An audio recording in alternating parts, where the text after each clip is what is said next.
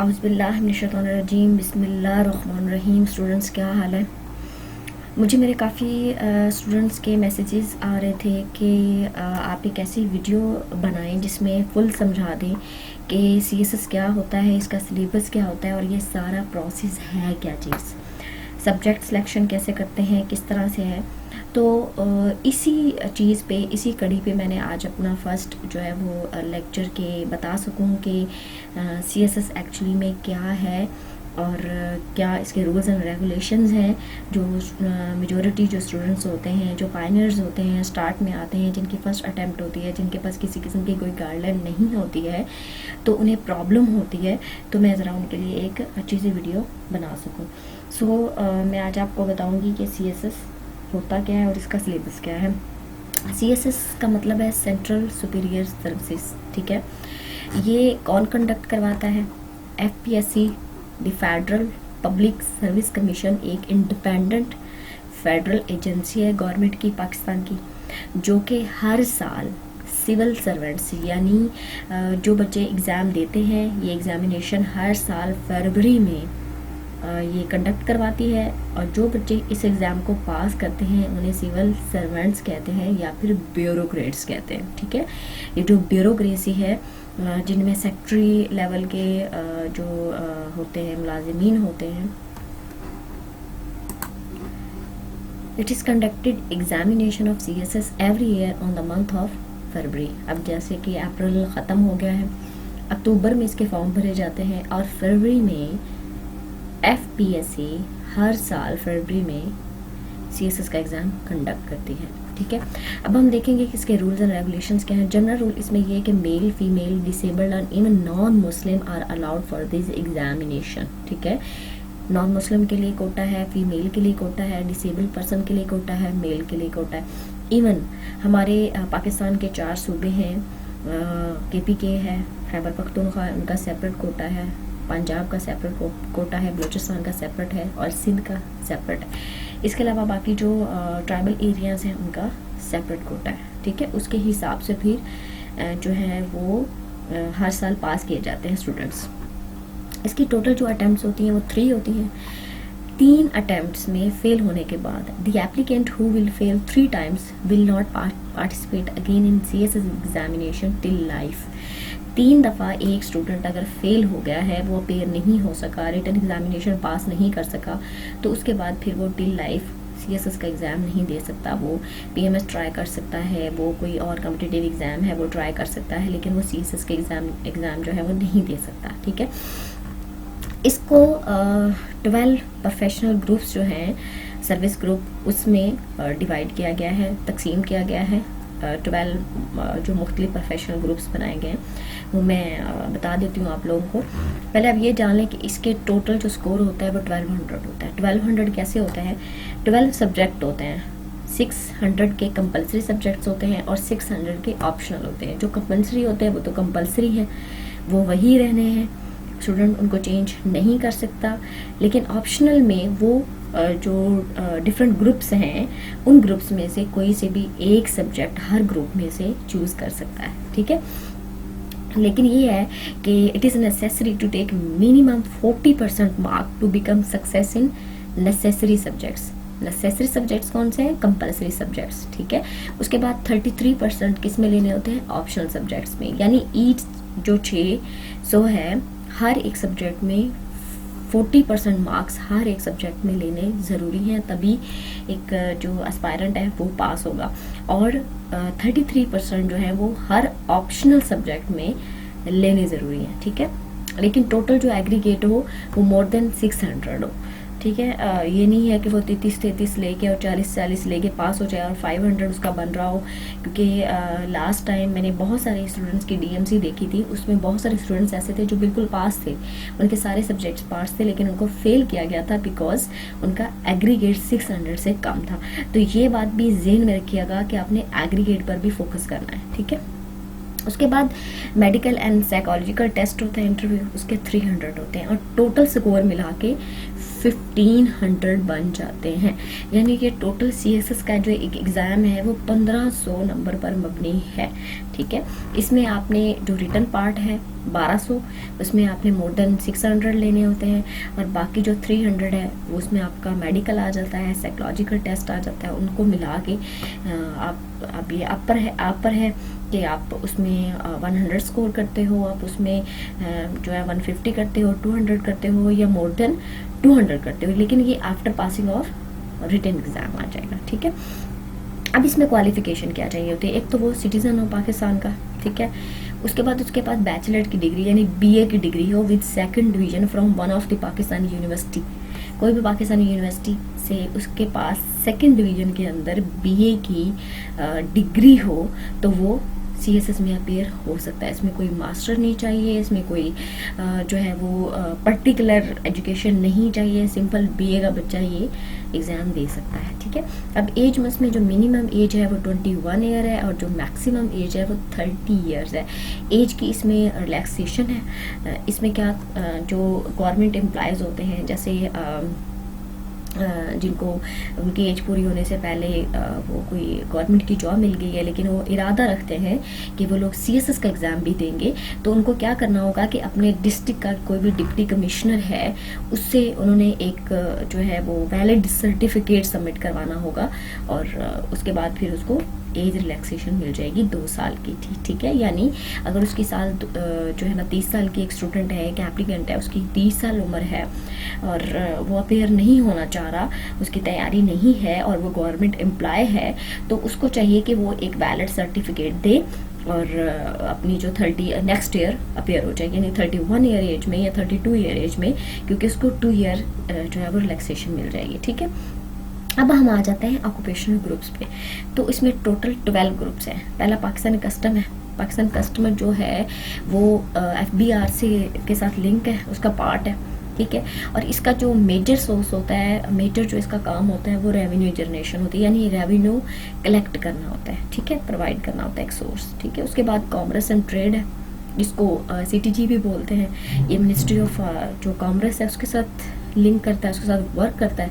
ठीक है, उसमें जो ये होती हैं officers of this group lead foreign trade meetings, discussions and negotiations with the aim to secure trade agreement and deals. ठीक है, इनका काम ये चीज़ होता है। उसके बाद फॉरेन सर्विसेज ऑफ पाकिस्तान होती है, मोस्ट डिमांडिंग है, बहुत सारे मेजोरिटी उसको फॉरेन सर्विसेज को करते हैं। इनका काम ये इसमें फॉरेन अफेयर्स की जो मिनिस्ट्री है उसके साथ ये लिंक होते हैं।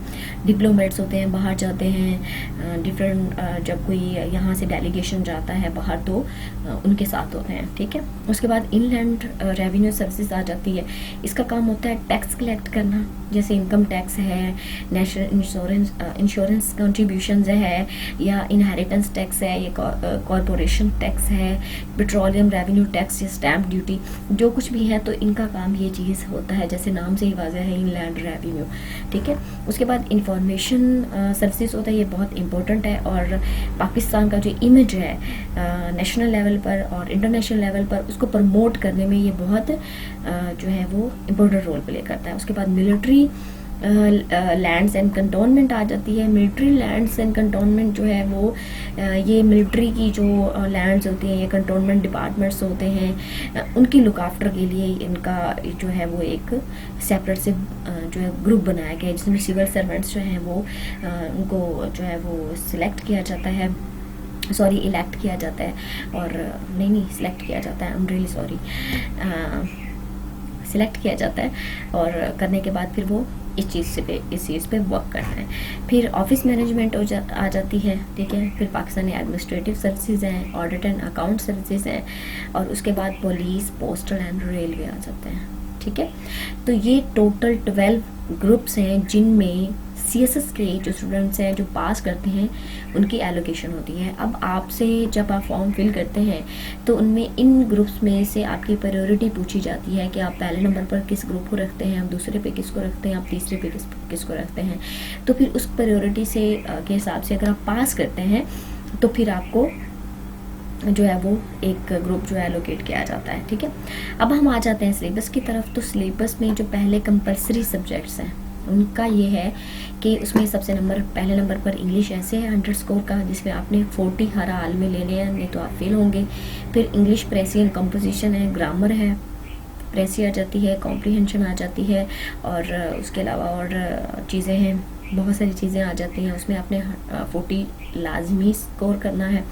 फिर जनरल नॉलेज के 3 पेपर हैं, general knowledge 1, general knowledge 2 and general knowledge 3। इसमें general science and ability, current affair and Pakistan affair, इन तीनों को मिला के यानी 100 ये टोटल बन जाता है 300।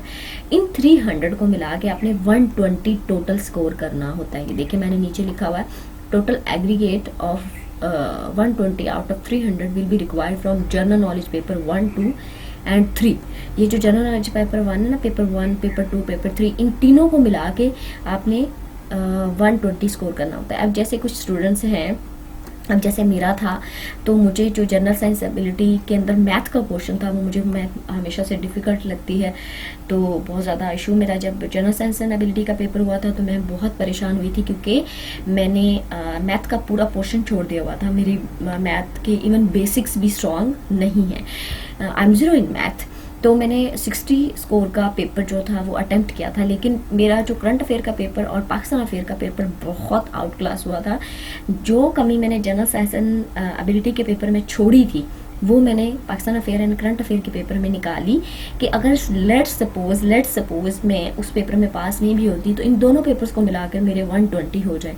तो अल्हम्दुलिल्लाह मैंने 60 स्कोर का पेपर पास किया था, उसके बावजूद मेरे उसमें 46 आ गए थे मैथ को छोड़ के, क्योंकि बाकी सारा पोर्शन मेरा बिल्कुल ठीक हो गया था, और इस तरह से मेरा अल्हम्दुलिल्लाह अच्छा स्कोर आ गया था इन 2 पेपर्स की, जो है ना करंट अफेयर और पाकिस्तान अफेयर की वजह से।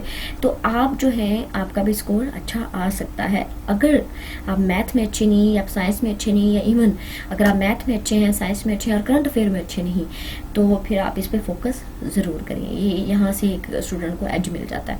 उसके बाद 100 स्कोर की इस्लामियत है और टोटल मिला के 600 बन जाते हैं। ठीक है, तो ये हमारे कंपलसरी। अब हम ज़रा एक ग्लांस अपने ऑप्शंस का भी ले लेते हैं। तो स्टूडेंट्स ये हैं हमारे ऑप्शनल सब्जेक्ट्स। इनको एफपीएससी ने क्या किया है कि डिफरेंट ग्रुप्स में जो है वो तकसीम कर दिया गया है। अब स्टूडेंट ने करना क्या है, हर ग्रुप से एक सब्जेक्ट लेना है और 600 पूरा करना है। कंपलसरी का तो हमने देख लिया, ऑप्शनल का 600 पूरा करना है, चाहे वो 200 नंबर के सब्जेक्ट चूज़ कर ले, चाहे वो 100 के 100 के जो है सब्जेक्ट है वो चूज़ कर ले, लेकिन उसको 600 पूरा करना है। लेकिन ये बात याद रखें कि आप एक ग्रुप में से सिर्फ एक सब्जेक्ट ही चूज़ कर सकते हैं, आप एक से ज़्यादा चूज़ नहीं कर सकते। ठीक है, अब जैसे पहला ग्रुप है तो उसमें अकाउंटिंग एंड ऑडिटिंग है, इकोनॉमिक्स है, computer science, political science, international relation. Majority जो स्टूडेंट्स हैं वो लास्ट वाले political science and international relations को ज़्यादा लेते हैं, जो आर्ट्स के स्टूडेंट्स हैं। बाकी जो जिन्होंने एमबीए किया है या वो इकोनॉमिक्स के स्टूडेंट हैं, कंप्यूटर साइंस के हैं, तो वो इन 2 सब्जेक्ट्स में से 3 सब्जेक्ट्स में से भी ईजी से कोई सब्जेक्ट चूज़ कर लेते हैं। ठीक है, तो इस फर्स्ट ग्रुप में आपने एक ही सब्जेक्ट चूज़ करना है, वो अपने इंटरेस्ट के हिसाब से, अपने जो भी आपका एरिया है, जो भी आपकी फील्ड है, आपका डिपार्टमेंट है, उसके हिसाब से अगर आप यहाँ से मैच करता है तो आप लें, अदरवाइज़ आप सेकंड ग्रुप पे आ जाएं। सेकंड ग्रुप में अब क्या है, फिजिक्स है, केमिस्ट्री है, अप्लाइड मैथमेटिक्स है, प्योर मैथमेटिक्स है, स्टैटिस्टिक है एंड जियोलॉजी है। ये टोटली साइंस के स्टूडेंट्स का है। जो आर्ट्स के स्टूडेंट्स होते हैं वो इस चीज़ के करीब नहीं जाते, क्योंकि उनकी कैटेगरी नहीं है। फिज़िक्स बहुत अच्छा स्कोर देती है, केमिस्ट्री भी देती है, इवन स्टूडेंट मैथमेटिक को भी चूज़ करते हैं, स्टैटिक को भी चूज़ करते हैं, जिनकी बहुत अच्छी होती है। तो अगर सपोज़ एक स्टूडेंट है वो साइंस का है, बहुत अच्छा है, तो वो 200 इसमें से ले, 200 इसमें से ले, उसका 400 हो जाएगा। तो बाकी जितने ग्रुप बनते हैं उनमें से सिर्फ उसको 2 सब्जेक्ट ही लेने होंगे। ठीक है, इसी तरह ग्रुप 3 आ जाता है। तो ग्रुप 3 के अंदर बिजनेस एडमिनिस्ट्रेशन है, पब्लिक एडमिनिस्ट्रेशन है, गवर्नेंस एंड पब्लिक पॉलिसीज़ हैं, town planning and urban management है। अब ये 100 के हैं। अब देखिए पहले जो थे उसमें पहले वाला ग्रुप तो टोटली 200 का था ना, दूसरे ग्रुप के अंदर पहले 2 सब्जेक्ट 200 के हैं, बाकी सारे 100 के हैं। ये आगे उन्होंने इवन स्कोर भी मेंशन किया हुआ। ठीक है, यहाँ पे ये सारे जो हैं ये सारे 100 के हैं, तो आप इनमें से कोई एक सब्जेक्ट ही चूज़ कर सकते हो। उसके बाद हम 4th ग्रुप पे आ जाते हैं। इसमें हिस्ट्री ऑफ पाकिस्तान है, इस्लामिक हिस्ट्री है, ब्रिटिश हिस्ट्री है, यूरोपियन हिस्ट्री है एंड हिस्ट्री ऑफ यूएसए है। ये भी 100 का है। जो स्टूडेंट जिनका हिस्ट्री में इंटरेस्ट है, जैसे मेजोरिटी जो स्टूडेंट है वो हिस्ट्री ऑफ यूएसए रखते हैं, मेरा खुद का हिस्ट्री ऑफ यूएसए था, मेरे 69 स्कोर था। इतना अच्छा तो स्कोर नहीं है लेकिन सेटिस्फैक्ट्री है, ठीक है। मुझे पर्सनली इतना ज़्यादा जो है ना वो सेटिस्फाई नहीं किया था, लेकिन जब मैंने अपने जो टीचर्स थे उनसे डिस्कस किया था तो दे सेड कि रुखसाना बहुत अच्छा है, इट इज़ सेटिस्फैक्ट्री। सो इससे ये तरह से बहुत सारे स्टूडेंट्स हैं जिनकी यूरोपियन हिस्ट्री होती है, ब्रिटिश हिस्ट्री होती है, इस्लामिक हिस्ट्री या हिस्ट्री ऑफ इंडो पाक भी मेरे जो है ना वो एक कोलीग हैं, उन्होंने ऑप्ट किया था हिस्ट्री ऑफ ये इंडो पाक हिस्ट्री। तो बहुत ज़बरदस्त स्कोर था उनका इसमें, बहुत ज़बरदस्त, मोर देन 80। तो इसमें भी स्टूडेंट बहुत अच्छा स्कोर करते हैं। इसी तरह से हम 5 ग्रुप पे आ जाते हैं, तो इसमें भी जेंडर स्टडी है, एनवायरमेंटल साइंस है, एग्रीकल्चर एंड फॉरेस्ट्री है, बॉटनी, जोलॉजी और लिटरेचर आ जाता है, इंग्लिश एंड उर्दू। इसमें से भी आपका अगर इंटरेस्ट डेवलप होता है, आप देख लें, आप एक स्कोर जो 100 का स्कोर इसमें सब्जेक्ट ऑप्ट कर सकते हैं। लास्ट बट नॉट हाँ सेकंड लास्ट है ये। इसमें लॉ का आ जाता है पोर्शन। अब इसमें लॉ है, कॉन्स्टिट्यूशनल लॉ है, इंटरनेशनल लॉ है, मुस्लिम लॉ एंड जूरिस्प्रूडेंस है, मर्केंटाइल लॉ है, क्रिमिनोलॉजी एंड फिलॉसफी है। अब इसमें जो मैंने ऑप्ट किया था, मेरा इसमें इंटरनेशनल लॉ था, वो इस वजह से क्योंकि मैं I am lawyer, I am advocate, so मुझे था कि मैं इंटरनेशनल लॉ को बहुत अच्छे से कर सकती हूँ। सो मेरी इसमें काफ़ी ग्रिप भी थी, मैं पढ़ाती भी थी, सो इस वजह से फिर मैंने इसको ऑप्ट किया और अल्हम्दुलिल्लाह मेरा उसमें अच्छा स्कोर था। लेकिन आप कॉन्स्टिट्यूशन लॉ भी रख सकते हैं, मर्केंटाइल इवन लॉ भी रख सकते हैं, criminology one of the best है। बच्चे बहुत है मेरे जो है ना, एक स्टूडेंट पास हुई, उसके क्रिमिनोलॉजी उसने ऑप्ट किया थी, she scored 90 score, I think so 91 था या शायद 90, लेकिन इतना था उसका स्कोर। सो मुझे बहुत खुशी हुई थी कि उसने क्रिमिनोलॉजी में इतना अच्छा स्कोर किया और उसका हाईएस्ट स्कोर है, ठीक है। सो फिलॉसफी में भी बहुत जो है स्टूडेंट्स हैं जो अच्छा स्कोर करते हैं। सो लास्ट हमारा है जिसमें आ जाते हैं लैंग्वेजेस, ठीक है। उसमें जर्नलिज्म एंड मैस कम्युनिकेशन है, psychology, geography, sociology, anthropology, Punjabi, Sindhi, Pashto, Balochi, Persian and Arabic, ठीक है। ये 100 की लैंग्वेजेस हैं। अब जैसे जो सिंध से स्टूडेंट बिलोंग करते हैं वो सिंधी ज़रूर ऑप्ट करते हैं, जो पंजाब से बिलोंग करते हैं उनके पंजाबी पे ग्रिप होती है, वो पंजाबी ज़रूर ऑप्ट करते हैं। इसी तरह से जो पठान हैं वो पश्तो ज़रूर करते हैं क्योंकि उनकी पश्तो अच्छी होती है। तो इस वजह से अपनी अपनी जो है क्राइटेरिया होता है, अपना अपना एरिया ऑफ इंटरेस्ट होता है, तो उसके हिसाब से स्टूडेंट जो है वो सब्जेक्ट ऑप्ट कर लेते हैं। तो ये जो है वो जो है ना वो ग्रुप्स थे। इन सारी ग्रुप्स में यानी टोटल ये 7 ग्रुप थे, तो इन 7 ग्रुप्स में से हर ग्रुप एक जो FPSC ने कर दी है।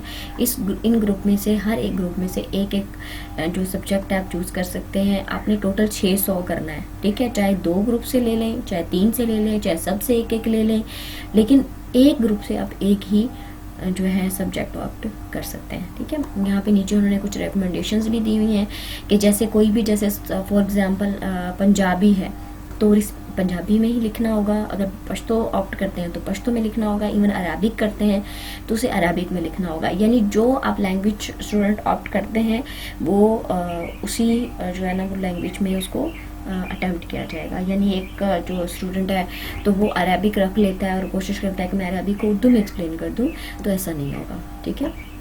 सो ये सारा मेरा आज का लेक्चर था। नेक्स्ट जो मेरा लेक्चर है वो मैं इंशाल्लाह सर्च पे बनाऊंगी कि आपने CSS में सर्च किस तरह से करनी है। सो आई होप कि आपको पसंद आया होगा। हम मर गए तो सबको दफनाने की फ़िक्र होगी, किसी को कब्र की तो किसी को लेके जाने की फ़िक्र होगी। मेरा नाम पुकारा जाएगा मस्जिद के मीनारों में, कहीं देर ना हो जाए जनाजे की फ़िक्र होगी। पहले रोते थे मेरे मरने के अफसोस में, अब हम चले गए तो खाने की फ़िक्र होगी। यूं ही शाम होगी परेशानी बढ़ जाएगी, कितने मेहमान आ गए सुलाने की फ़िक्र होगी। फीके चावल बनाएंगे सब गोश्त बनाएंगे, सबको बरादरी में इज़्ज़त बनाने की फ़िक्र होगी। ये पोइट्री जो होती है ना, ये एक रियलिटी होती है। तो पोइट्री की ज़बान में हकीकत को समझा करें। अपना ख्याल रखिए स्टूडेंट्स, स्टे ब्लेस्ड।